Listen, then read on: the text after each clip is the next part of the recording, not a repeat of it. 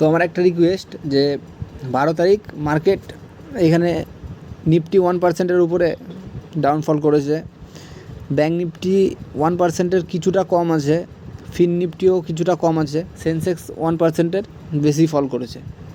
তো নিউজে, ইউটিউব চ্যানেলে মানে যেসব বড় ইনভেস্টররা আছে বা বড় বড় দাদারা আছে তারা দেখছি ভিডিও পোস্ট করেছে যে মার্কেট ফল করতে চলেছে, মার্কেট নিচে আসতে চলেছে, মার্কেট ক্র্যাশ, অনেক কিছুই পোস্ট করছে। তো আমি এইটুকু বলতে চাই যে এখন একটু সাইলেন্টলি থেকে মার্কেটকে নিচে আসতে দিলে খুব ভালো হয়। কারণ ছোট্ট ইনভেস্টার হিসেবে আমি ওই কিছু টাকা ইনভেস্ট করতে চাই।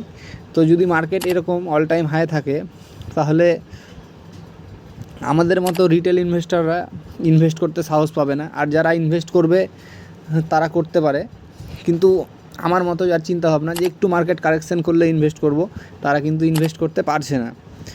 তো নিউজ বা ইউটিউবে যাদের ইউটিউব চ্যানেল আছে তারা একটু সাইলেন্টলি থেকে মার্কেটকে নিচে আসতে দিক, তাহলে আমরা ইনভেস্টটা করতে পারবো। এটাই আমার ছোট্ট রিকোয়েস্ট।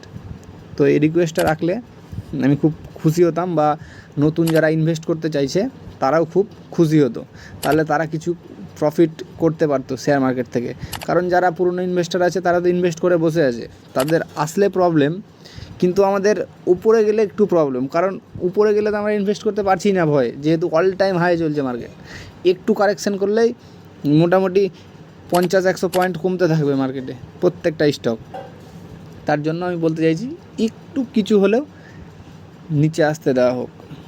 খবর যদি চলে আসে যে মার্কেট নিচে আসতে চলেছে, তাহলে কিন্তু সবাই সেল সাইডের পজিশন বানাবে, আর সেল সাইডের পজিশন বানালে কিন্তু মার্কেট আর নিচে আসতে পারবে না। সেহেতু সবাই যেন এরকম যারা বাইং করে আসছে তারা এখন বাইংয়েই থাক, সেল সাইডে যেন এখন হঠাৎ করে না চলে আসে, তাহলেই প্রবলেম হয়ে যাবে মার্কেটকে নিচে আসতে। তো এই ছিল আমার রিকোয়েস্ট।